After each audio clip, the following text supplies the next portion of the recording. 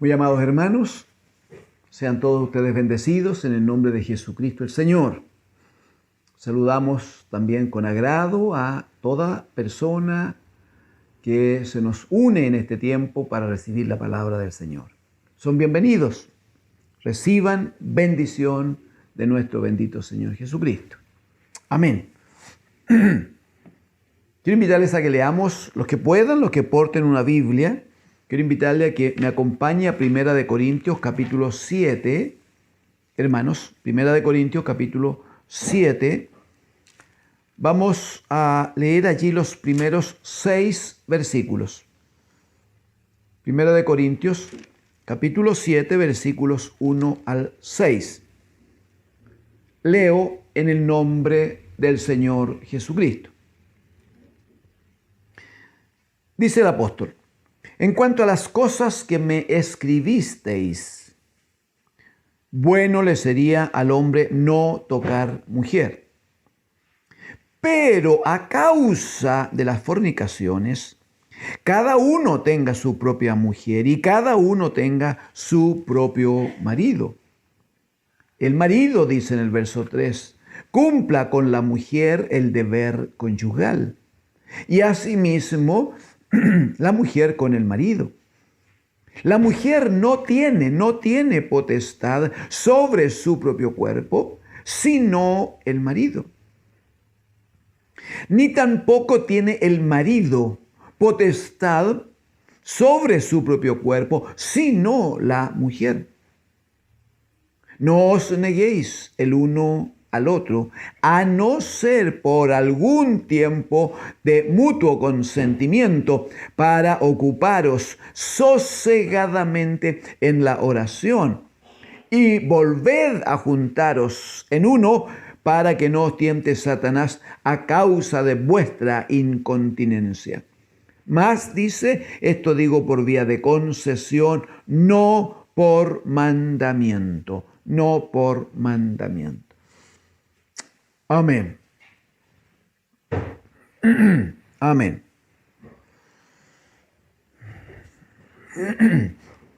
Amados hermanos, como sabemos, el apóstol se enfrenta antes de escribir esta carta, cuando dispone su corazón para escribir la carta, él se enfrenta a algunas situaciones, alguna información que ha recibido, ¿no? Es sabido por los de Cloé, dirá él en el primer capítulo. Acá dice a los hermanos respecto a las cosas que me escribisteis. Entonces él tenía información de situaciones que vivía la iglesia, que debían ser tratadas ministerialmente, debían ser corregidas, enseñadas. La iglesia debía ser disciplinada en aquellas cosas que no estaban bien. Obviamente es así. Debe ser así. La iglesia del Señor debe ser enseñada, debe ser disciplinada. La iglesia del Señor no puede ni debe ser tratada así como permanentemente, con palabras bonitas, con palabras de agrado, para que los hermanos estén contentos. Eso es como criar a un hijo único, que por un mal entendimiento de lo que es el amor y por tratarse de un hijo único, al niño se le permite que haga absolutamente todo, y el niño se cría, se desarrolla con malos hábitos, malas formas, siendo grosero, no respetando, no exigiendo él que se come, que no se come, que se viste y que no se viste. No, el Señor no cría hijos así, ustedes lo saben. Hebreos, en el capítulo 12, va a decir que el Señor al que toma por hijo lo disciplina y lo azota. Así dice. La iglesia del Señor está formada por hombres y mujeres de distintas edades que son formados en Cristo. Que la palabra viene habitualmente a través del ministerio para bendecir a los que están viniendo, a los que están llegando. Y esa palabra es vida y aquella persona entonces es una nueva criatura. Y porque es nueva criatura en Cristo, es un recién nacido para el reino de Dios. De hecho, Pablo va a declarar a la iglesia precisamente de los Corintios y les va a decir, aunque ustedes tengan muchos ayos, tengan muchos enseñadores, tengan muchos ayudantes, tengan muchos que le tomen de la mano y les quieran llevar adelante, ténganlo, dice Pablo, pero nunca van a poder olvidar que ustedes no tendrán otro padre, porque el que le engendró a ustedes en Cristo fui yo, dice él, por la palabra. Por tanto, la iglesia del Señor debe ser tratada, trabajada, disciplinada, formada como se cría en una familia la tenencia de varios hijos, ¿no? Con un modelo y con disciplina que les permita crecer para la gloria del Señor. Muy bien. El apóstol les ha dicho a los hermanos de Corinto en el capítulo 6 puntualmente que ellos deben santificarse, deben glorificar a Dios en su cuerpo. Les expresa con mucho detalle, juzgo yo, cómo es que ninguno que cometa una lista de pecados que allí están descritos y viva así sin arrepentimiento, ninguno de ellos, dice, heredará el reino de los cielos. Se los explicó, insisto, yo juzgo que con lujo de detalles. Pero dadas las situaciones que conoce el apóstol, entonces en el capítulo 7, él examina, aparta un tiempo dentro de su escrito para dar instrucciones acerca del matrimonio en la iglesia del Señor. ¿Cómo debe ser el matrimonio en el reino de Dios? ¿Cómo se desempeña? ¿Cómo se desarrolla? Si uno observa en el versículo número 2, 1 Corintios capítulo 7, verso 2, el apóstol va a decir que para evitar, o es a causa de que si no se administra el matrimonio de cierta manera, entonces va a proliferar lo de la fornicación. Eso dice, a causa de la fornicación. Para que esto no sea una cosa aceptable y una cosa normal como el mundo lo hace, porque la iglesia del Señor es distinta, porque la iglesia del Señor está santificada, porque la iglesia del Señor entiende que fuimos comprados por precio y nuestro cuerpo le pertenece al Señor y somos templo de su Espíritu Santo. Bueno, en ese caso entonces, para evitar la fornicación, a causa de la fornicación, dice, cada uno, o sea, cada hombre está diciendo, tenga su propia mujer y cada una, o sea, claramente cada mujer tenga su propio marido. Eso usted no tendría que mostrarlo yo, pero solo por si alguien tiene alguna duda menor, Génesis en el capítulo 1 va a decir en el verso 27, y creó Dios al hombre a su imagen, a imagen de Dios lo creó, varón y hembra los creó. Eso es lo que creó Dios. Ese es el sexo que Dios ha establecido y es el sexo que usado correctamente, usado en la gracia, usado bajo la instrucción, es un sexo que glorifica al Señor, aún en los momentos más íntimos dentro del matrimonio. Varón y hembra los creó. Y estando en esa condición de varón y hembra que el Señor crea, agrega el verso 28, y los bendijo Dios. ¿A quiénes bendijo? A esos que Él había creado, varón y hembra. ¿Y cómo los bendice? Les dice, fructificad y multiplicaos. Fructificad, o sea, den frutos como un buen árbol, como un árbol que está bien plantado, bien regado, que se desarrolla correctamente y a lo menos una vez al año, entonces florece y da frutos que normalmente nos son de gran bendición. Bueno, de esa manera debe desarrollarse esta unión de un hombre y una mujer. Fructificad y multiplicaos. La pregunta es, y los que se juntan y están juntos y se reúnen y viven juntos, pero que nunca en la vida, porque es contra naturaleza, van a poder fructificar, nunca van a poder engendrar por razones obvias, entonces simplemente deberá deducir con gracia del Señor. Pero no es difícil deducir que si la bendición es fructificad y multiplicaos, los que no pueden, porque la relación no es la que corresponde, porque no es una relación santa delante de Dios, porque no es una relación normal en la formación y en la creación de Dios. Entonces, el que reunidos o unidos o conviviendo de cualquier manera que no sea entre un hombre y una mujer, nunca, hermanos, nunca podrán tener bendición de Dios, porque nunca podrán fructificar y nunca podrán multiplicarse. Pablo, que conoce por el Espíritu del Señor de esto, él dice, muy bien, para que evitemos la fornicación, entre cada uno, dice, o sea, cada varón tenga a su propia mujer. No dice tenga lo que le guste, no dice busque lo que le acomode o lo que los hombres dispongan que estaría bien. No lo dice así, cuidado. Cada uno, dice, o sea, cada varón tenga su propia mujer y cada una, clarito, cada mujer tenga su propio marido. Y de allí en adelante, amados hermanos, todo lo que viene es una exposición hermosa, la encuentro yo. Hermosa la encuentro yo. De cómo es el matrimonio en Cristo. No voy a leer mucho porque no quisiera cansarles en eso, pero si gusta tomar nota lo puede hacer. El gran modelo del matrimonio, por revelación del Espíritu Santo, está expuesto allí en Efesios capítulo 5, como la iglesia lo sabe.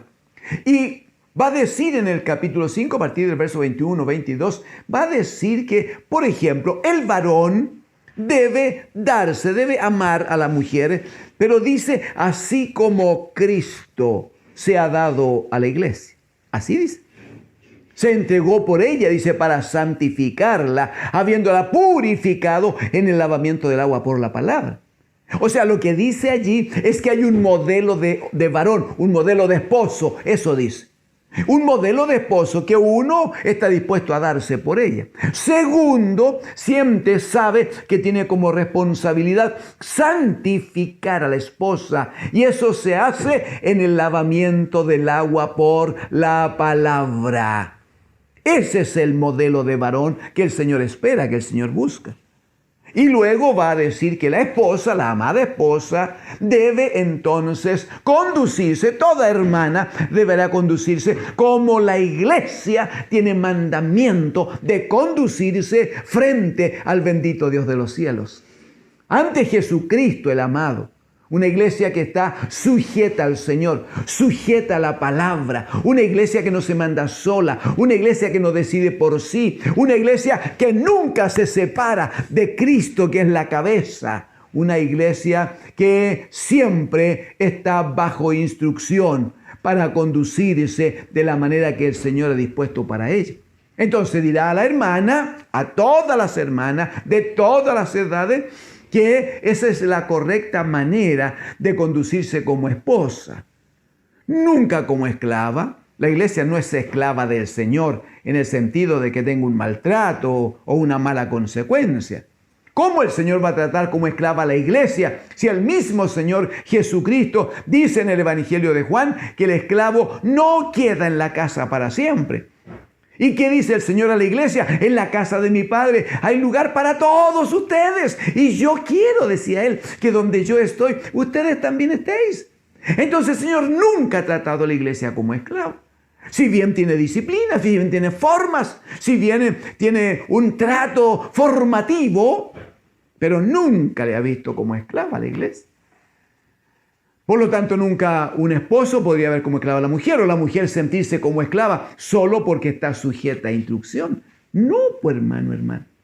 ¿Quién de nosotros no debe obedecer? ¿Quién? Trate de buscar a alguien, por favor.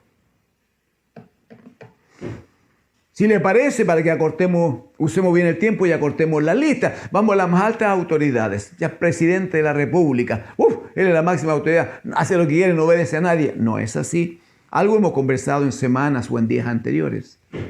Basta un movimiento social allí, varias marchas, mucha destrucción, mucho incendio y mucha muerte. Y después de eso, ¿qué hace la máxima autoridad? Bueno, empieza a firmar decretos, empieza a dar bonos, empieza a repartir dinero, pero absolutamente bajo instrucción, presionado porque los grupos y las masas están mandando la cosa.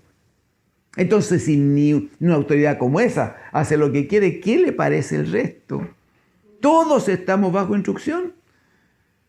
Primera de Corintios capítulo 3, el Señor va a decir allí por el apóstol que Dios es cabeza de Cristo y Cristo es cabeza de todo. Así dice, Cristo es cabeza de todo varón, está escrito así. Y el varón es cabeza de la mujer. Entonces, verdades como esa deben ser examinadas en amor, en paz, con tranquilidad. Debe recibirse la palabra. Lo que no se entiende debe consultarse, pero el objetivo final es vivir un matrimonio en la santidad del Señor.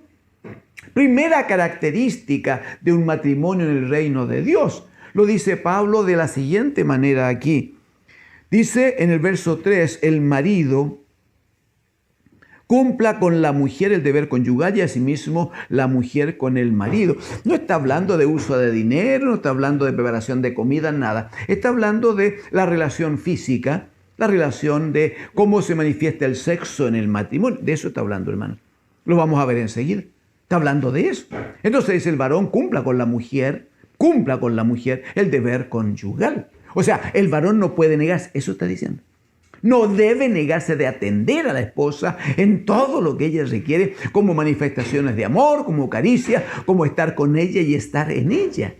Y la mujer debe, dice, responder de la misma manera. Nunca negarse, nunca. Ella debe estar dispuesta para su esposo. Cumpla con su marido, dice, el deber conyugal. Pero aquí surgen comentarios que hemos escuchado.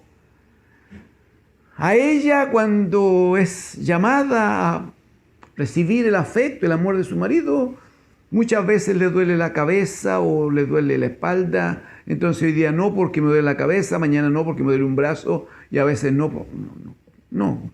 Cuidado.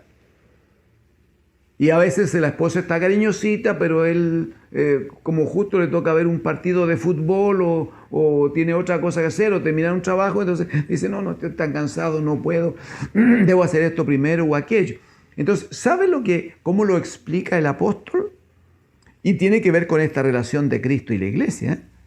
Dice en el versículo 4, la mujer no tiene potestad sobre su propio cuerpo, sino el marido. La mujer no tiene potestad, autoridad, gobierno sobre su propio cuerpo, sino el marido. Pero agrega, ni tampoco tiene el marido potestad sobre su propio cuerpo, sino la mujer. Entonces agrega, no os neguéis el uno al otro, no se nieguen. Observe que está hablando de administración sexual en el matrimonio. Está diciendo que Dios les creó complementarios. El Señor había dicho, no se olvide que el matrimonio es una institucionalidad divina, pues hermano. Ningún hombre creó el matrimonio, pues. De hecho, los matrimonios que los hombres quieren crear ahora están todos fuera de la ley de Dios, en una situación de degradación increíble, en contra de toda santidad y mandamiento del Señor. Pero lo que el Señor creó, que es santo, que es perfecto, lo crea Él, entonces, entre este hombre y esta mujer. Sí, pero también da instrucciones. El Espíritu va revelando. ¿Y qué dice? Bueno, ninguna mujer debe sentir que su cuerpo le pertenece a ella y ella puede jugar con esto y un día negarse y otro día decir que sí. Hermanos, uno conoce por gracia de Dios, pero aunque la situación no sea tan buena, pero es en la gracia de Dios que uno alcanza a conocer cosas. Mujeres que chantajean a su esposo o a su pareja con el uso de su cuerpo y le dicen que, bueno, que van a poder estar juntos, que se va a poder dar tal o cual cosa, siempre y cuando me llegue con tal regalito, me llegue con tal anillo, me llegue con...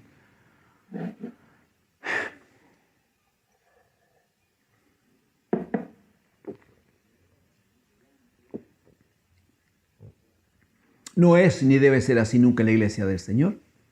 El apóstol dice, el cuerpo de la esposa no le pertenece a ella, como una cosa absoluta, sino que le pertenece al esposo. O sea, el esposo debe disponer de su esposa, puede contar con ella, debe contar con ella. Pero de la misma manera el esposo no se puede administrar solo, sino que es la esposa la que puede tomar su cuerpo cuando lo quiera, lo necesite y lo desee. Lo que está diciendo en palabras mucho más simples es que ninguno vive para sí. Ninguno tiene una actitud egoísta porque dejaron de ser el uno y el otro y ahora somos nosotros. Ya no soy yo y tú, sino nosotros. Dejaron de ser separados e independientes y el Señor en el matrimonio les ve como uno solo. Por eso es que no pueden negarse. Ese es el punto entonces. No pueden negarse porque el Señor ha dispuesto que ante los ojos de Dios entonces haya uno solo allí. Y mientras más unidos estén y mientras más amor tengan y mientras más bien se cuiden y se traten, más bendición habrá de Dios porque el Señor les va a bendecir. El Señor les va a bendecir. Ahora bien, el hecho de que el apóstol aquí se refiera a una situación carnal o sexual no significa que sea lo único que importa. No, porque ya tenemos enseñanza de que el amor, hermanos, no tiene que ver solo con una cosa de satisfacción de la carne. Necesaria absolutamente. Pero no es solo eso. El amor tiene que ver con darse según lo hemos aprendido. De tal manera amó Dios al mundo que ha dado a su Hijo unigénito. Pablo a los Efesios va a decir que así como Cristo amó a la iglesia y se entregó a sí mismo por ella. Bueno, esa es la relación que el Señor espera y busca en el matrimonio. Un varón que está dispuesto, aunque le importa y cómo le fue a este equipo, cómo le fue. No, está dispuesto a dejar aquello para darle tiempo y atender a la esposa. Darle tiempo y escuchar a la esposa.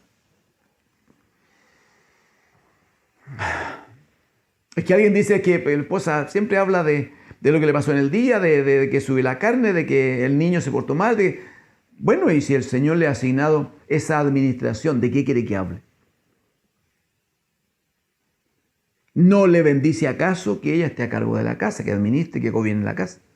¿No le bendice acaso que ella tenga la altísima responsabilidad de cuidar, atender, formar a los hijos de ambos para la gloria del Señor? ¿No le bendice?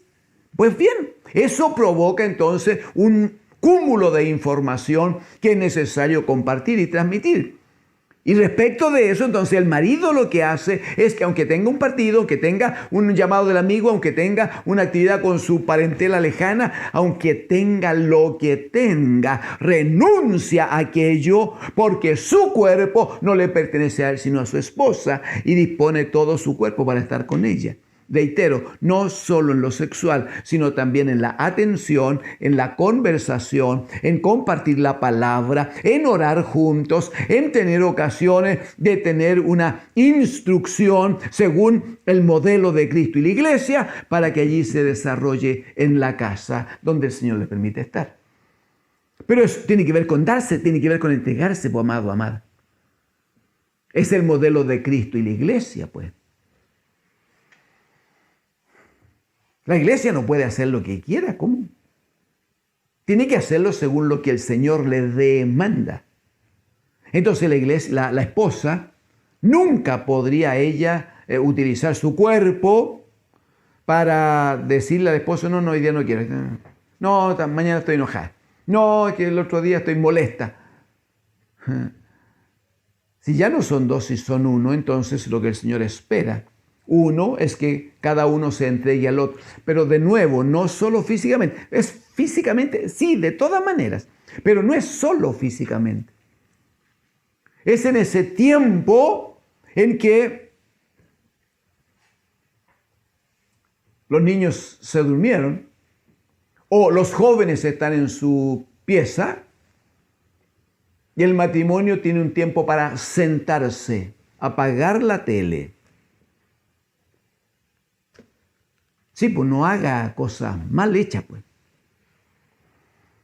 Hemos dicho que para orar a Dios el Padre, uno se mete a la pieza, cierra las puertas, y ese cerrar las puertas es apagar el celular, apagar la tele. Ese es comunicarse con Dios el Padre. Eso es conversar con Dios. Ya, y cuando el esposo conversa con la esposa, ¿cómo conversa? ¿Mirando el celular? ¿Escuchando los WhatsApp? ¿Contestándolo? viendo la tele y preocupado allá, mirando cada ratito y escuchando algo de lo que la esposa dice. Todo eso, aparte de ser una falta de respeto, amados hermanos, aparte de ser una gran falta de respeto, no cumple con la norma y con la exigencia del Señor. El varón debe cada día sentir que puede contar con la esposa para comentar algo de su vida, algo que experimentó en el camino, algo que vivió en el trabajo. Puede que el trabajo de él sea una cosa complicada.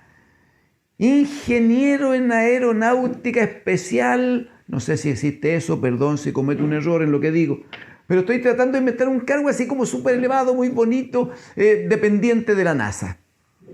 Entonces, claro, todo lo que tenga que hablar de su trabajo está ligado con eso y pudiera ser que la esposa no entienda esas cosas. Puede ser.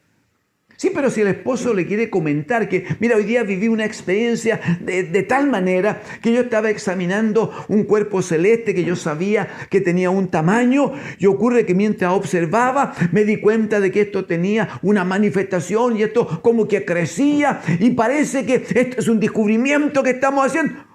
Ay, dicho con palabras sencillas, ¿la hermana lo va a entender o no lo va a entender? Lo va a entender, por gracia de Dios. Pero ¿sabe cuándo lo va a entender? Cuando ella esté dispuesta a escuchar a su marido y no a interrumpirle 2, ni 3, ni 10 veces, ni a meter entre medio el comentario de un llamado telefónico que tuvo, ni a comentar lo que le dijo la vecina. Si el esposo está hablando, lo primero es aprender a escuchar. Porque es lo mismo que decimos al esposo. Apagó el televisor, apagó el celular, no está contestando WhatsApp. No. Le está hablando la esposa, entonces le presta atención.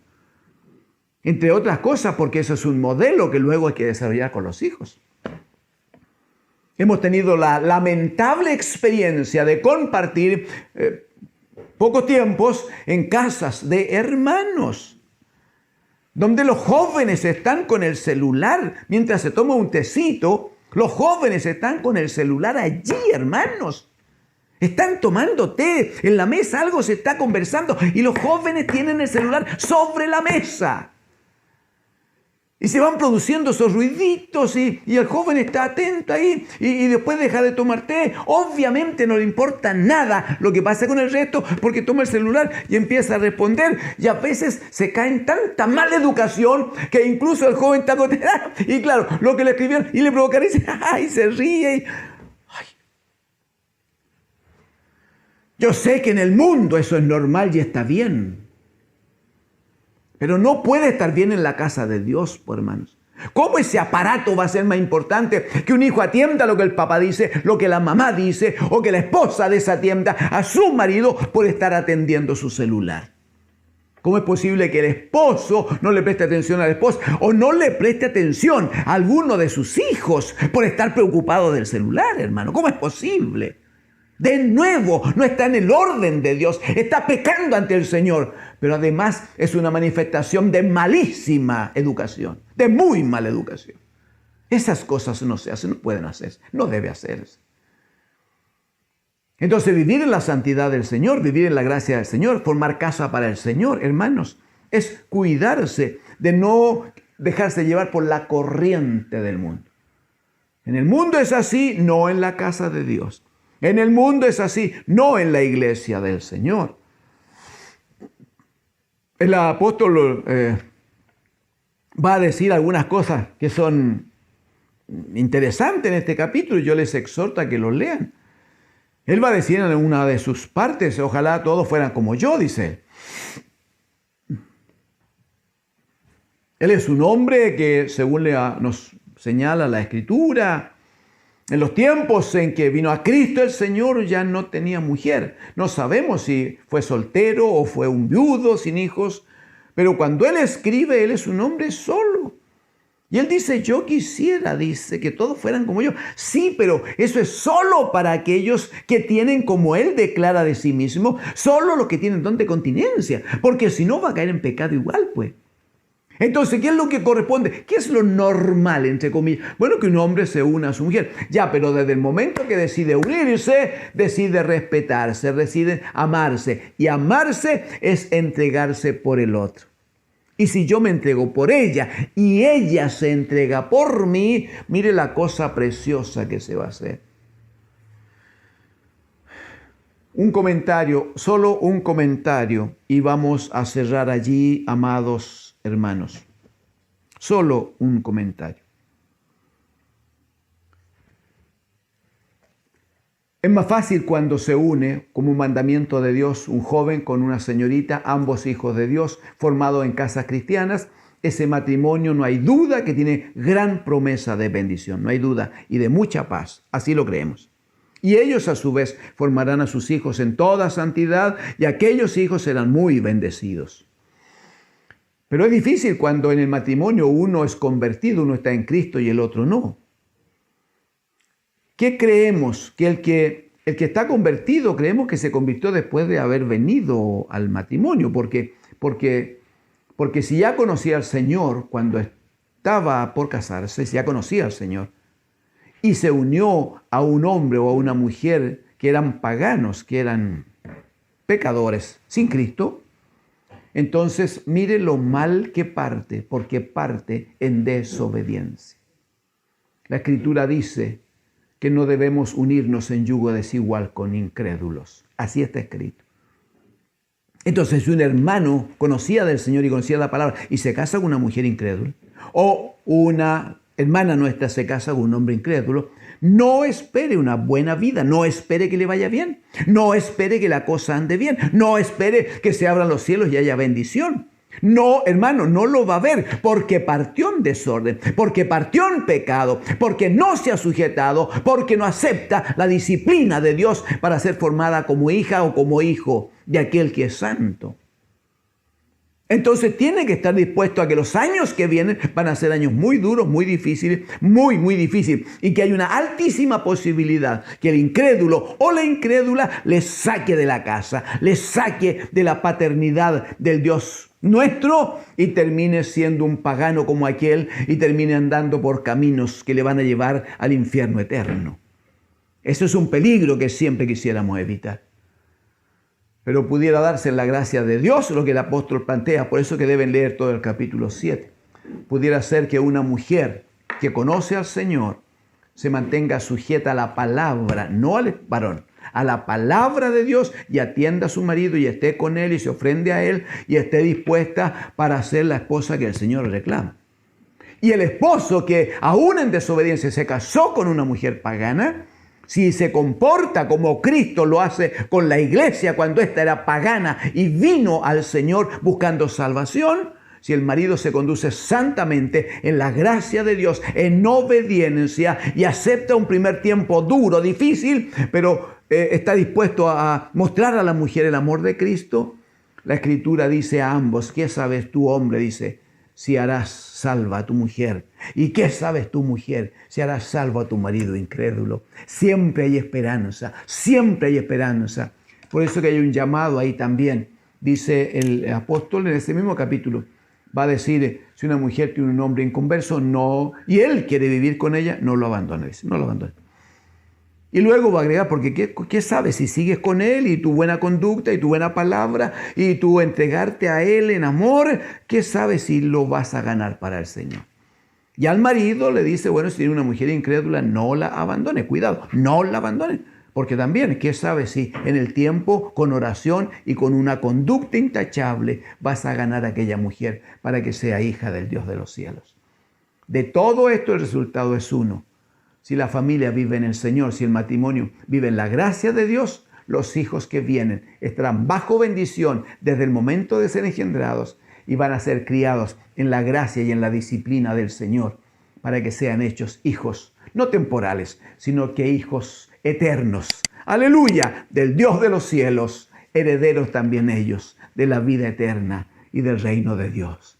Amados, en el nombre del Señor, revisemos el matrimonio, revisemos las conductas, revisemos aquello en que estamos trabajando y cuidemos de vivir santamente para la gloria de nuestro bendito Señor. A Él damos gloria, a Él damos honra y damos alabanzas en el nombre de Jesús. Amén. Amén al Señor.